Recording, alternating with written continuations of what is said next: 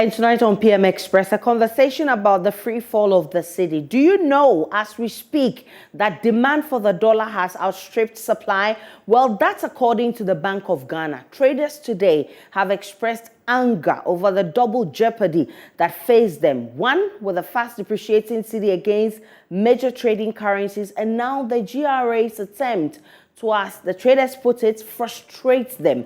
You may have followed conversations over the last few months about the sharp decline in our international reserves, which led to the Bank of Ghana taking drastic measures to help shore it up and in turn stabilize the cedi. What has become of that? Well, angry traders want the Bank of Ghana to peg the exchange rate to help stabilize their business. Will that be a prudent decision to take? That will be the heart of our discussion tonight. Plus GRA's posture. Is there any other way to cushion these businesses in terms of taxation? We'll find out shortly. Let's refresh our minds, though, on where we are with the cedi dollar conversation. And as you may know, Ghana has been tagged as the worst performing currency. I'm talking about the cedi. So the demand has exceeded supply by $75.25 million in the latest auction. And just as you can see, Ghana compared to other countries, other currencies from other countries, you have South Sudan, you have Malawi, CFA, franc, and Ghana has lost its value by 60%. That's not all. Let's look at how the currency has performed from the beginning of 2022. In January 2022, a dollar was going for 6 Ghana cedis. Then fast forward to the first quarter, which then we bought it at 10.45 cedis. And currently we are in the fourth quarter. I'm getting to the end of the year. It's now 11.2 cedis. And that's how much you need to pay to get $1. So this is how the businessman will do his or her calculation. Because if you needed $10,000, you would need 60,000 cedis. That was in January 2022. You would need 60,000 cedis to get $10,000. Fast forward, October, you will need 112,000 cedis to be able to get $10,000. Now, this is how much you need on top of your 60,000, which you needed in January to get $10,000, 52,000 cedis. That's how much, that's the difference we're talking about. And the same way, if you needed $100,000, that means you needed 600,000 Ghana cedis. That was in January to get $100,000. Fast forward to October, now you would need 1,120,000 Ghana cedis to be able to get $100,000. The difference right there, 520,000 Ghana cedis. And same way, if you needed $1 million, do the calculation yourself. 6 million in January, 11.200 in October. Now the difference is 5.2 million Ghana cedis. That's how much you will need. And then you look at the performance of the exchange rate. Let's look at between January 2022, February, March, April, and now we are in September. The stock of gross international reserve has declined. When we talk about international reserves, what are we talking about? That's how much money government has. And it supplies for medicines, for other sectors to perform. Now, in January 2022, we had 9.8 billion. Now in February, we had 9.5 billion. So you see how it's declining. In March, we had 8.8. Then we came to 8.3. May, 8.1. June, 7.7. Fast forward September, 6.6. That's where we are now. And that is why it has declined, resulting in what we are seeing right now. What did the Bank of Ghana do to shore up and make sure they stabilize the cedi? So there's a 1.13 billion syndicated cocoa loan that has been signed, which is not in yet, but will come in. But there was the $750 million from Afrexim Bank And that was what the Bank of Ghana did. Recently, you heard that they pumped some money into the system, and the dollar CD kind of stabilized a bit. Now there's an agreement with gold and oil companies to purchase the repatriated foreign exchange earnings, which also gave us 83.9 million US dollars. That also we have. So if we get the syndicated cocoa loan, which is yet to come in, we are looking at 1.96 billion US dollars as reserves that can help us to deal with this situation. So the question is, why do we have such an amount? If we have 1.96 billion and our dollar is still doing 11.2 cedis, Ghana 11.2 cedis to a dollar, then there is a big problem. The dollar has broken the 8 as we speak. And today, traders in Kumasi have been agitating. They say the GRA is compounding their problem. What are they doing? They are charging exorbitant taxes instead of helping them to deal with their businesses collapsing due to the fall of the city. Listen. Problem is regarding our tax system. As it stands, we are unable to pay. All along, we take them from, or we take that money from our profits to pay the government, which as it stands now, it has swallowed us. We cannot pay. And next, all for farm normal wholesale price. Over corner, near the 10 cities at home. Over corner, or China, near the 20 cities at home. In a week, there can be 50 cedis increment in the wholesale price of a particular commodity. Stores for egg or musica. But recently, near Master, what are the across 7, even though 100 is crowing a day. Imagine, say, this week here, Calipa 7 years funnel 39. Within Saturday, Friday, almost 50 cedis. How come? The price of every product has even soared. Because already we've been at the surprise me. Nipa na dey body be out so. And son na me so me dia me dey to so. And son na power pa o customer GI for problem ne VAT here o say. O dey obi betena ye shop. Na ade ba ku bi abetun bia o ma 6%. Secondly, KM for so our problem with them pa because KM for ba no ma be discount. Ghana Revenue Authority agents have been posted to our shops to deduct 6% from every product purchased. Dollar rate is so cost so pa. Who got idea 2 days? Idea better no. Over this all the 30 cities so. And Ghana has to know the Yakura and Satanis if one is Tikuroma no more year market here. Tonight I've been joined by Dr. Joseph Obing, his president of the Ghana Union of Traders Association. I've also been joined by Samson Asake Awingobit, his executive secretary of the Importers and Exporters Association of Ghana. I would also be joined by Professor Lord Mensah. He's an associate professor of finance at the Department of Finance, University of Ghana Business School. And I've been joined also by Murtala Mohammed, his former Minister of Trades and Industry and member of the Trades Committee of Parliament. Let's have a conversation after this break.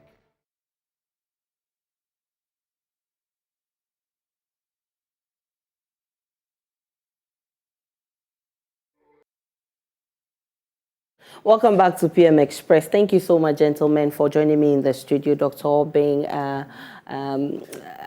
Awingobit. And thank you so much for joining me on Zoom, Professor Lord Mensah and Murtala Mohammed. Let's begin the conversation by understanding what's exactly the situation is. And interestingly, what I found out from Bank of Ghana, that the reserve that we currently have is something that can just support us for 2.9 months. That means it is even less than 3 months. That's really dangerous. We are treading on dangerous grounds. Now, we know that traders are complaining, and we also know that they would always transfer the cost to consumers. But also, we know that people are closing their businesses because of cost of business. I want to understand, how dire is our situation right now, Dr. Obing? Thank you very much. Let me use the scenario that you were using before the program. So my capital is 600,000 Ghana cedis. Yeah. That's what I used to trade. Yeah. And so, beginning of the year, I was able to buy $100,000 with this 600,000 Ghana cedis. Okay. I've sold my goods 7 months on. I'm going to use my 600,000 Ghana cedis to go and buy the dollar again. The $100,000 is not to be. I can only buy $60,000 out of the 100,000. 40,000 of my capital have been spirited away. Yeah. It's gone. That's what it means. Yeah. And then this capital is a borrowed one. Beginning of the year, I borrowed this amount at 20%. And now, because the policy rates have been increased about 3 or 4 times, now it's over 35%. Yeah. Means that per annum, 35% per annum will be about 200,000. Yep. That I will pay to the bank. Take it out from the 600,000, and my net is 400,000, and then convert it again into the dollars. It means that I can only buy 40,000. My business is gone. I'm lost. Then the inflation is such that the purchasing power of the consumer is so reduced to the barest minimum, and that the ability to buy more is virtually nil. Yeah. And so the consumer is only able to buy just a limited few, meaning that it's curtailing on your turnover. Business thrives on turnover. Yeah. If your turnover is curtailed to this level, it means that your inability to service your loan at the bank. So this money that we're talking about, that it has gone up, it means that we are even unable to service it. What is the bank going to do?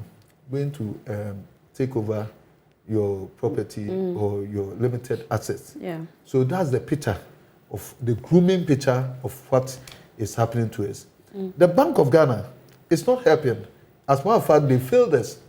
Because all these indicators are under the preview of Bank of Ghana. Okay. SM rate, they have to manage it.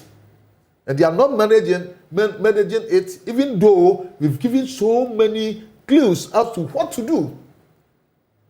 And maybe out of connivance or whatever, they are unable to do that. So forest searching is not well managed. And then you keep on increasing the monetary policy rate, forgetting that your inability to manage the forest is what is fueling the inflation. Yeah. The inflation that we are suffering here is not as a result that there's excessive liquidity in the system or more money chasing fewer goods. Okay. The inflation that we're experiencing now is as a result of accumulation of cost. Okay.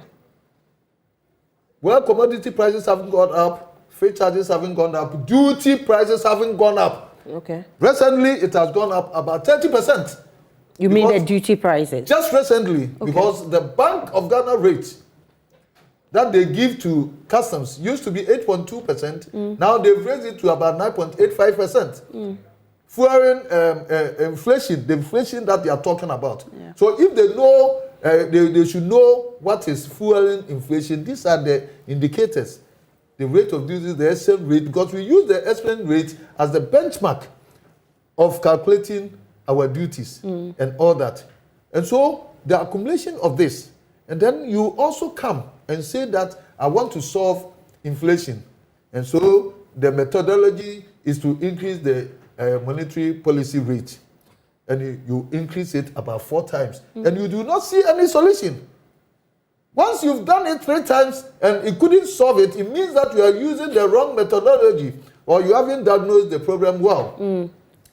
And then they will increase it and compound the situation. So just as they've increased it and another layer of costs come to bear on doing business, barely 1 month or 2 months, then it also hike up the inflation that goes. So we are going to dance in a circle. Yeah. And this is what is happening to the Ghanaian. And they are not even trying to even protect us. We have said in one of our meetings is that all this that we are doing, it seems that it's helping only the banks. And we are not even thinking about the generality of the Ghanaian. So whilst the interest rates have been triggered this far, beyond 35%, the gap is too big. So find a way to give a cap. You have to cap. And then make because out of crisis situations, we find crisis solutions. And this is what we have to do. And we do not say that we are in a liberalized economy. It means that we are not serious. Because other countries cut their interest and that they run into Ghana, and because there's unlimited access to this, the room, there's so much room, they are making billions of it and repatriate the same money that we are crying about. These people have come into this country and repatriating it whole into their country where they've capped their ceiling. Quite interesting. Today we are told that the demand for the dollar has outstripped the supply. That means a big blow to the importer. Awingobit. Absolutely. Good evening, and good evening to your viewers and to my senior comrade in the studio here. Let me tell you that where the Bank of Ghana has taken us to, clearly I want to accept what my senior comrade has said. The commercial banks in this country would prefer, based on risk level, to borrow government of Ghana, central government, than to even give to a businessman. Because he think you are at risk, looking at the serious volatility with our dollar. So you can break even, left alone to pay the loan. So they will better trade with the central government than to even come and say, come on for loan. So you will see commercial banks casing people or business companies say, come for loan because of where we are. They will want a comfortability. If they give it to government, they will definitely get their money back. That is where the central bank has taken us to. So the central bank has connected with the banks to put Ghanaians into that tight corner. What did the Bank of Ghana, Governor of Bank of Ghana told us? That if he has not taken that prudent measures by upping the inflation rate from the monetary prime rate from 14.5 to 17 to 22 to 24, it would have been worse. Worse more than this. I strongly believe that even when the Bank of Ghana reported at 2.9 for our surplus, if there should be emergency, like this Russia-Ukraine issue that the government is using against us now, if it has become worse, we have only 2 months. I'm not even quite sure that the Bank of Ghana is even reporting the truth, because most of the times you will see government agencies giving a reportage, then you will see Bloomberg and others giving a different rate or different percentages. Okay, like but for this one, let's give them the credit, because we've not had anybody to doubt them yet. Well, I am doubting them that with that every report, maybe it's even worse, because it's worse in the sense that you remember this week, the Bank of Ghana made it to understand that they were looking for, they've gone to auction dollar, like they were looking for like $750 million to be given to the BDCs to bring fuel. Yet when they went to do the auction, they got only 95 million. And is this 95 or 75 million? They couldn't get the 750 million they were looking for. The assurance that when they bring that grant of 750 million that Parliament approved, which end up landing the Bank of Ghana account less than the 750 million, the money got there before we got to know that some of the money was even taken offshore before it arrives here. That's where we are. So I can tell you the center cannot be whole. Then the Bank of Ghana, the governor of Bank of Ghana will be trying to think that he's smart. He's not smart. That, we are only managing the monetary policy. But in terms of fiscal policy, that brings inflation. He is not part. So where do we go? So we should go to the Ministry of Finance. So you have Bank of Ghana or the Bank of Ghana sitting somewhere. Then you have the Finance Minister sitting somewhere. Then you go to the Finance Minister and ask, so who is regulating the Bank of Ghana? The Finance Minister will tell us we are not regulating. The Bank of Ghana is not at their purview. So where do you go from here? So we have 2 major institutions that's supposed to deal with our inflation, then money or currency very well, prudently. But when they were collapsing, interestingly, they forgot that when they were collapsing the financial institution in this country, they told us that they were to make our city stability, bring down inflation rate, make our economic very resilient. Is that not fiscal policy management and other things? That is what the Bank of Ghana think, that we are soft-minded people. We are not soft-minded people.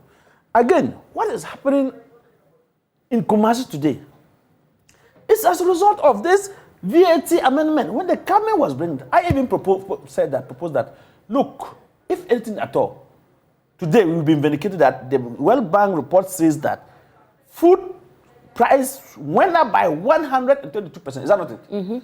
And so we are saying that this amendment VAT at least gives some level of cushion to those people who bring food items. And that there will be food shortage. Fish importers, frozen food importers, cooking oil, rice, nothing. These are food commodity. Yet the government didn't listen. The amendment, at this time, that you move people from 7.2 last week or last 2 weeks to 9.5 to 9.6 as you are using that rate to calculate duty. You have already increased the temperature. Everybody is angry. The consumer, you are a consumer, you get set off air, you went to somewhere to do shopping, and the money you were carrying, before you say, you couldn't even buy what you targeted for. That is how inflation is. It is telling you that if you are holding, 4,000, you end up buying 4,000 worth of only 1,000 goods. Yeah. It's only 1,000 because your 4,000 is valueless. So that is where we have gotten to. So the business community, when we are sophisticating, then we are saying the GRS to hold on to that amendment implementation. Then GRS put out their team out there. On Friday, they were in Tema. I don't know if Dr. Ben is aware of it. Close down people's shops and call them names. And I think it's only this country that a GRS officer can call an importer or a business person that you are a criminal without even trying the person in the court of competent jurisdiction. And so the provocations has hit the market because they also go to the market sitting in their shops, pay so much to the state, get to their warehouse, their stores, and people can buy. What is the economic status, purchasing power of Ghanaians as we speak now? For me, I think when the president said he's take a look at his appointees' performance in daily basis, then they are reporting to him the negative, they hide the negative and try to massage the figures. But they can no longer massage the figures. The government of Bank of Ghana has been exposed that he has gone to do dollar auctioning for BDCs. He ended up getting 75 million. So it means that Ghana, we are sitting on the bomb. In the next 2 to 3 weeks, if they don't get that money for the BDC to go and bring the crude oil or finished petroleum, that means we will queue like Nigeria is queuing.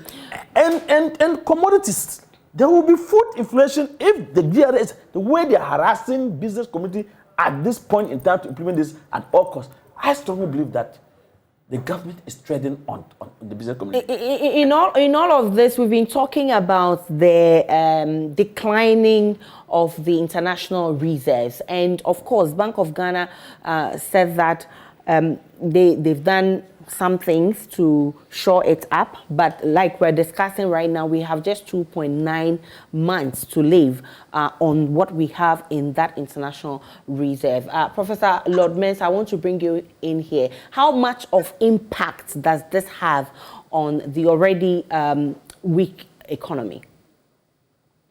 Yeah, I mean, it tells you, good evening, and good evening to our viewers at the studio. Sorry, our panelists at the studio, and my colleague at the other side.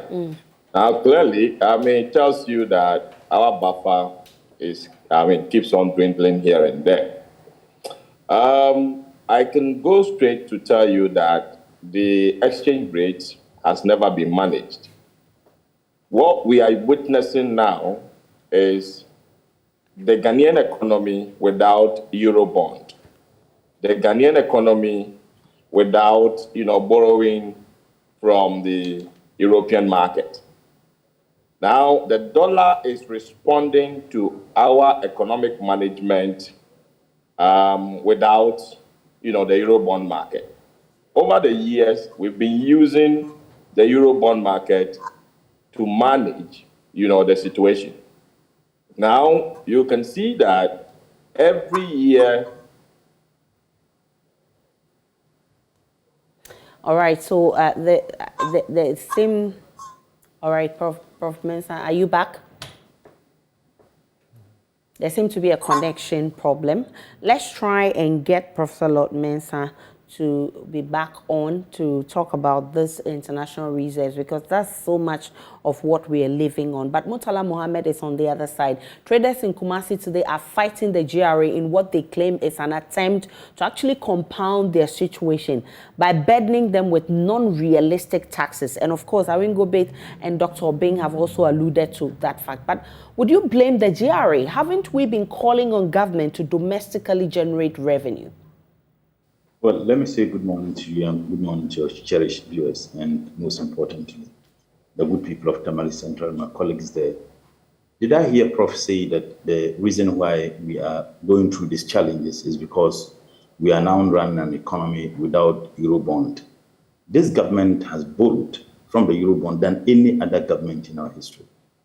So there can't be the case that the reason why we are going through these challenges is because of the fact that we haven't been able to borrow from the European market. Two, I have listened to my good friends there. Hello, can you hear me, please? Yes, Prof. Hold on for me. Mutala is on the floor. I've listened to my good friends there, and they all seem to be blaming the Bank of Ghana. It is the government who should be blamed. The president, the vice president, and the minister for finance for abysmally, disastrously managing this economy. They are those who should be blamed. So I'm not surprised that they are saying that when they go to the Bank of Ghana blames the Minister of Finance, they go to the Minister of Finance, the Minister of Finance blames the Bank of Ghana. It will be the height of naivety to assume that the Bank of Ghana is absolutely independent of the executive. All the economic policy decisions, for which reason we are in a mess in which we are, is occasioned by the policies of this government. So that is the first statement I want to make. Two, it is not for nothing that we are where we are. We are here because we are hugely import dependent. Finito. And we are sadly import dependent over things that we have the capacity as a nation to produce. Example, rice and poultry products. We are spending over $2 billion annually importing this into this country. Just in 2016, we were spending about $500 million importing same. So if you are spending over $2 billion in the importation of rice and poultry products within a year, what it simply means is that every year you need to look around to get the over $2 billion to import those products into your country. You don't buy them with cedis. Now, if you are taking $2 billion every year, it certainly would exert pressure on your domestic currency. And that is the problem. Look, why is it that in 2014, we were able to reduce the importation of rice into this country by 40%, and there was a surge in the production of local rice by 60%? It was as a result of a visionary policy decision. So we are the Minister of Trade, and he knows, the Guta people know. Recently, I heard them lamenting over decisions taken by this government in which they were not involved. He knows that when we were in government as a Deputy Minister for Trade, we had an open door policy with them. And they could call me, the president there could call me, then he was the secretary, could call me as the Deputy Minister in charge of Trade as late as 1 a.m. and we'll talk. There was no single policy decision we took at the Ministry of Trade that involved trade that we never involved them, not even a single one. But policy decisions have been taken or made, formulated without even the involvement of them. Why are we not where we are? The reason why we're able to reduce the amount of money we spent in the importation of rice and poultry products was because there was a ban in the importation of rice into this country by small rice importers. And I remember when I was moved from Minister of Information to Trade, the small rice importers petitioned the ministry. The big rice importers also petitioned. I got Mr. Capito. Mr. Capito, by the way, is a leading member of the NPP, including journalists from multimedia and other independent individuals, for them to institute an investigation.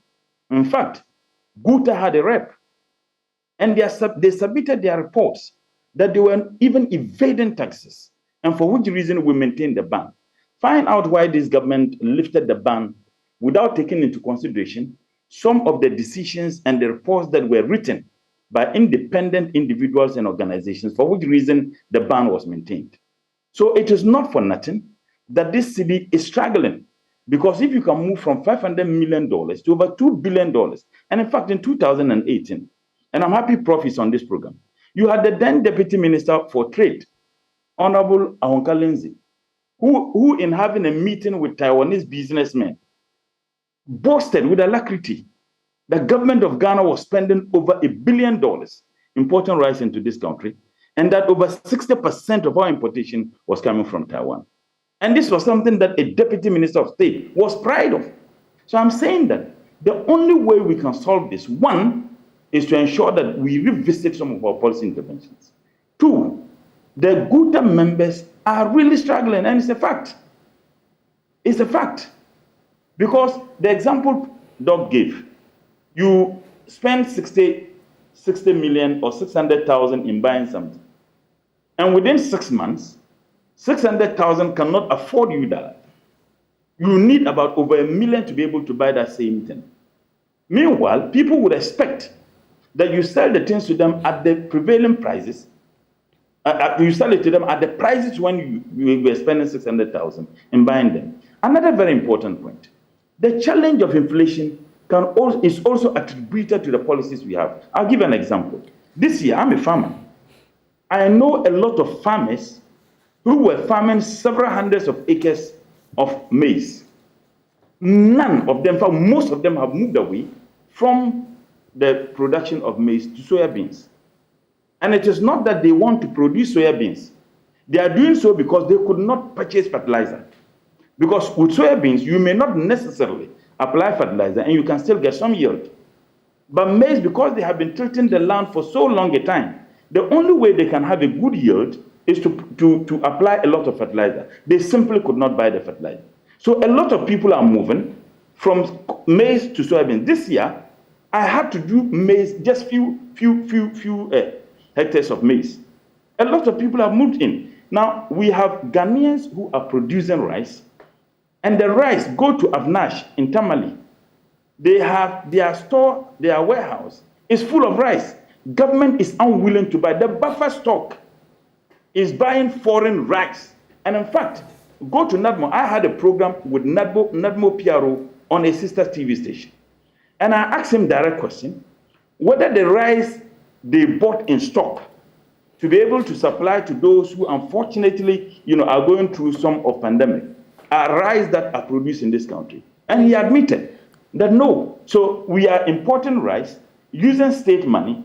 Why are we not going to struggle? The only way by which you can do this is to ensure that we put in the necessary, measures to reduce our import dependency, particularly things that we have the capacity to produce as a state. What necessary measures can we put in place? We would have to understand the problems and understand the basics of what our problem is. Then we can devise measures to deal with the situation. And that's where Prof was trying to explain why we are here. So let me bring in Prof Lord Mensah here. He couldn't finish his point when the internet failed us. Prof, kindly unmute for me. I indicated that, our exchange rate has never been managed.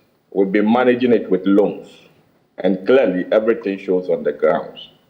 We have sacrificed our export drive policies. We have sacrificed our production, which will reduce some importations, for just loans in managing our exchange rate. The reason why we can see the dollar moving, without control, is our absence on the Eurobond market. It's only for the past few years, it's only this year that government found it difficult to go on the Eurobond market. All other loans are coming in. So cocoa syndicated loans are coming in. We can get loans from Afrexim Bank and all those. But what the problem we are having is access to the Eurobond market. And the access to the Eurobond market in the sense that most of our debt, which are foreign, we have to service them using foreign currency. And the Eurobond, anytime we go there, if you look at the prospectus clearly, it tells you that borrow to defray existing debt and then possibly borrow in extra, bring some in-house to grow the economy. So effectively, it has been the day that, every year, it's like we have access to the Eurobond market to service our interest payment. And so, therefore, the cocoa syndicated loans and all other loans comes in to give us some buffer to meet the local demand of the dollar. So now that the Eurobond market has been frozen on us, it has turned out to be difficult to meet this demand of interest payment and at the same time, the local traders and all those, transactions that goes on in the, in the environment. Now, if you take a typical Ghanaian now and you look at the dynamics, so you take inflation, you take investment that investors can do in the financial space, you realize that the difference between inflation and interest rate structures does not make investment appetizing anymore. So the dollar has turned out to be more or less, as I indicated some time ago in my submission, a store of value, where people think even if you keep the dollar, the rate at which the cedi is depreciating and then the rate at which interest rate is growing and inflation is growing, the dollar in itself is an investment. So there's a lot of dollars that are being kept onshore in people's houses. To some extent, I can say that people own, dollar accounts, which effectively, they are not using it purposely for transactions. They are just keeping it for, stock of value. I mean, it's an investment on its own. So the economic structure has moved, the economy in such a way that people don't see our cedi anymore as a currency that they can rely on. Investment in cedi keeps on eroding every now and then. And I can tell you that the real value of investment, if you put in your money in treasury bills, you put in your money in fixed deposit, you put in your money in government, instrument, the maximum rate you can get as we speak now, looking at the interest rate structures, is about 30 point something. Okay. Look at where inflation is, 33 point something. The difference tells you that the real rate on investment is negative. So investor is comfortable keeping, the dollar. So that is what is moving, the pressures on the dollar. Now, another thing too is, if you look at the dynamics of the dollar, before even these are economic woes, the last quarter of every year, the dollar against the cedi, you will see that kind of, appreciation of the dollar against the cedi, which comes as a result of pressures in import from our traders and all those to meet the Christmas festivities and all those, the demands that will come in their goods. Okay. So apart from the structural problems that we've had from January to this particular month, which is October, going into November, December, importers, traders would demand the dollar. Okay. So the real seasonal pressures are coming in now.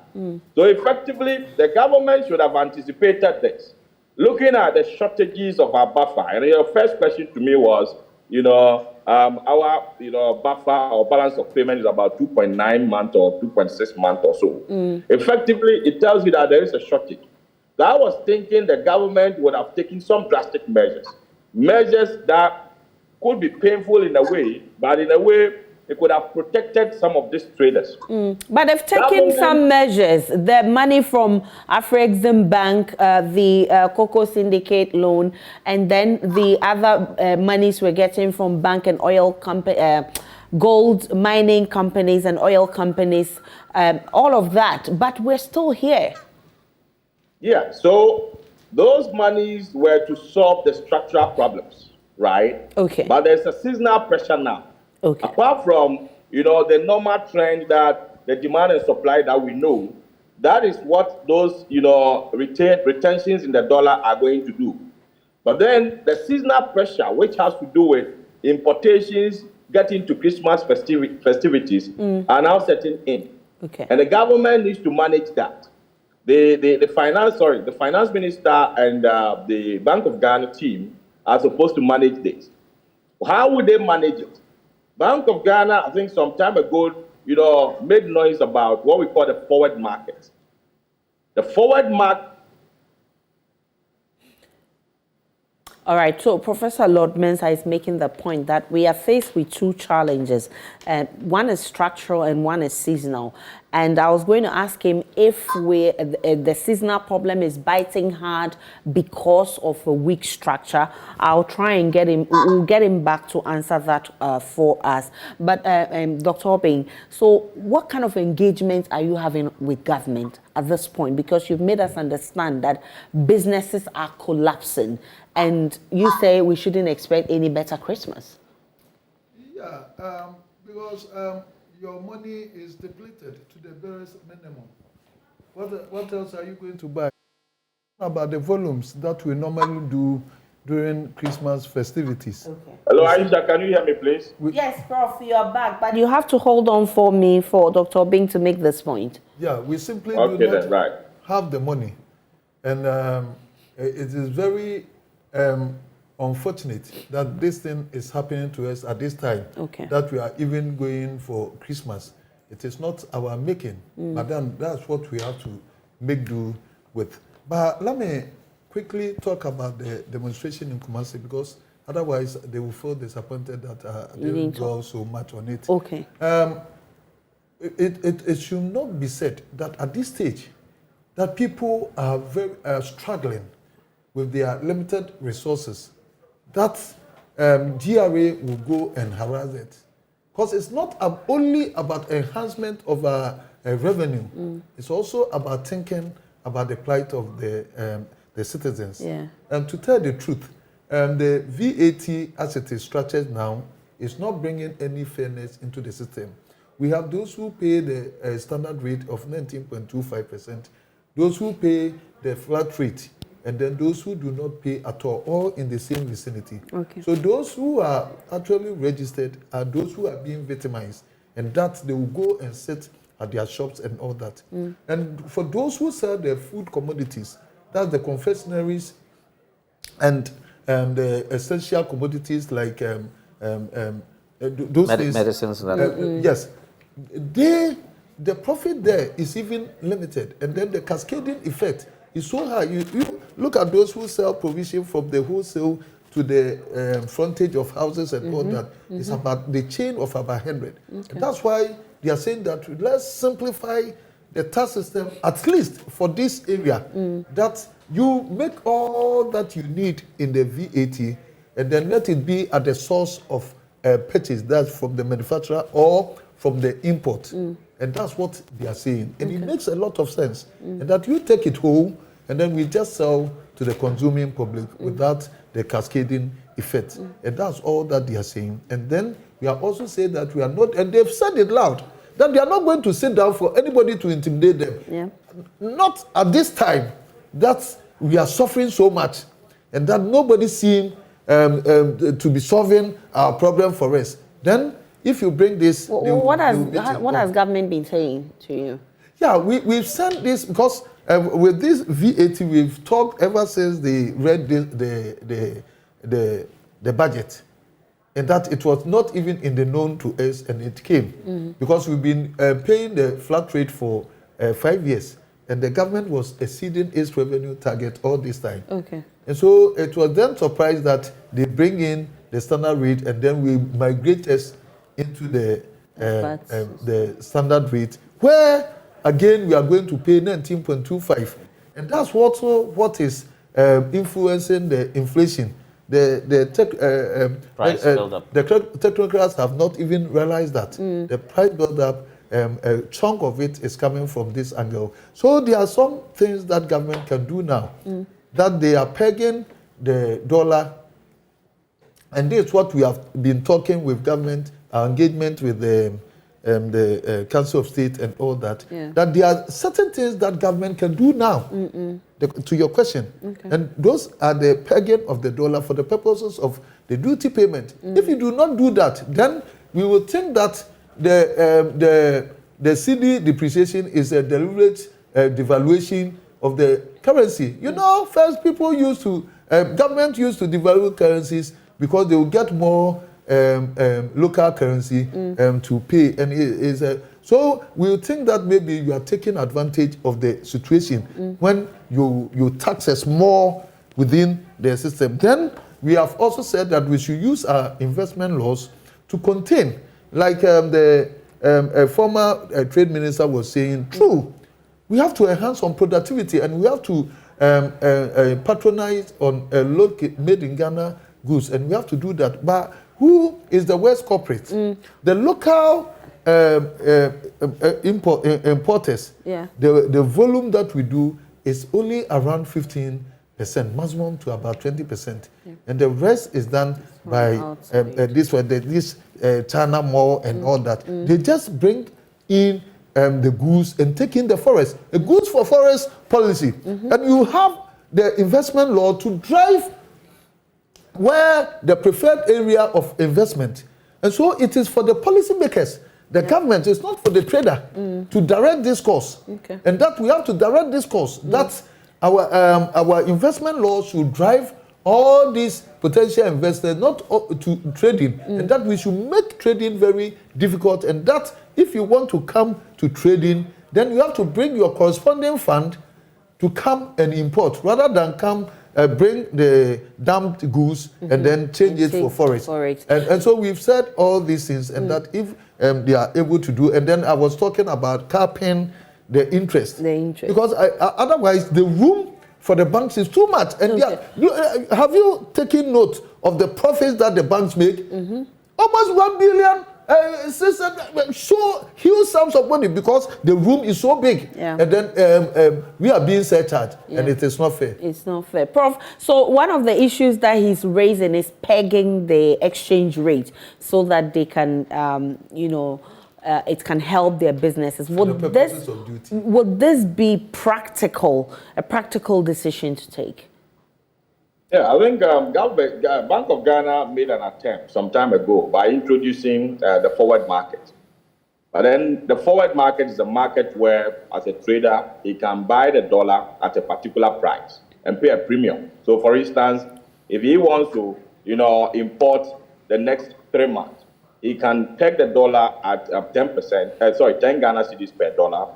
And then when the time is due, and then the dollar has gone to 12, he still has the right to buy it at the 10 by paying a certain premium between him and the bankers. I don't know how the market has grown. I mean, the last time I checked, I think the volumes of trade was just about $50 million. And I believe this time that there's pressure, in a way to push in the traders, Bank of Ghana may have to increase the size of trade, the volumes of trade on that market, so that at least the banks can buy it in that form and retail it to the individual traders in a form of pegging the dollar. So I believe there's a way out. But then also, let's see how the Bank of Ghana controls the shipping of the dollar to the black market. The dollar as we speak now, like I indicated in my earlier submissions, has turned up to be a store of value. And people are finding ways to get a dollar. And there's a fine thin line between the formal market and the informal market, which is the black market. And as to how, the dollar ships into the black market is still a myth, which we need to unravel. We don't know at what point of the hierarchies, that the dollar gets, whether it's directly from the Bank of Ghana to the black market, or it's from the banks themselves to the black market, or it's through forest bills that the Bank of Ghana, the black market gets the dollar. And we still have to unravel this and see, because the price differentials can also be built up from the black market as well. So the Bank of Ghana needs to control that. And then there are some hard measures that, the Bank of Ghana needs to take. It will be painful anyway. Some of the dollar investment, I think it's about time they may have to look at it and see how they can convert. I mean, for now, the trust in government investment has been going down because of the uncertainties hanging on us. So it's about time they look into it and see how they can convert some of this, dollar investment to cedis by giving them some extra, interest rate to cushion them against some of their losses. So effectively, there are things that Bank of Ghana can do. But then as to whether they will gather the political will to do that, that is where the problem is. That's where I'm coming to. Whether those things will happen or not, I won't go a bit. Christmas is coming, and usually this is the season where you really cash in because you import goods and what have you. How are you going to cope within this period? Because there are measures that Bank of Ghana could take, but whether they will take it or not is what we don't know. It's going to be terrible. It's going to be a burden on both the importer and the final consumer. And we don't know where. That is why we are supporting and kudos to the Asante region, especially the Edum market area, who have taken the action today to say that, look, enough is enough. We can no longer contain this effect on their businesses. And let me also say, if you get like Honorable Mutala have just said, if you have a Bank of Ghana and the finance minister all running away from taking responsibility, then that is where we are heading towards. So it is not true that importer doesn't want to buy from Ghana or manufacturers. The point here is that cost of production, and he himself has just admitted, cost of production, government has reduced subsidy fertilizer. It used to be 50%. Now this year, I think it's 20% or so. So you see a farmer buying fertilizer about, let's say, 600 or 400. Where can he get it? Yeah. And so I can tell you, and again, why would they have rice, local rice? Then the school feeding programs or NADMO is stock rice based from import. Why wouldn't they buy from there? So the government is talking as if, oh, you are importing. Meanwhile, he is causing the problem. He himself is an importer. So besides that, then commercial banks, when they make the profit, at the end of the day, they declare that they are profit. What do? How many banks are Ghanaian banks? They repatriate back to their listen. The bank, the foreign bank that you see them here, they made their money. The headquarters they built that you can see. The telecommunications companies. It is this place. So at the end of the day, it's actually going to be difficult. Simple line local handling charges are all compounding to the pressure. It's not only the importer. So it's going to be difficult for the importer. Yes. Besides that, let me say, we intercepted a document. The Ministry of Fishery and Fishery Commission have also gone to increase tariff at the in Parliament, which my brother Honorable Mutala is a member of Trade Committee in Parliament. They have approved. They used to pay per ton, fish imported per ton, 15 Ghana cedis. They went to Parliament, got parliamentarians approved it, $17.25. Well, Christmas is coming, so we are looking at how this whole thing will pan out, and all of us are believing, because we've all been concerned about the soaring prices on the market. We're believing that the Bank of Ghana will actually do something about the situation. But thank you so much, gentlemen, for coming. Dr. Obeng, Awingo Bates, and thank you so much, Professor Lord Mensah and Mutala Mohammed. I'm grateful that you all joined. My name is Ayisha Ibrahim. Enjoy the rest of our programs. Thank you.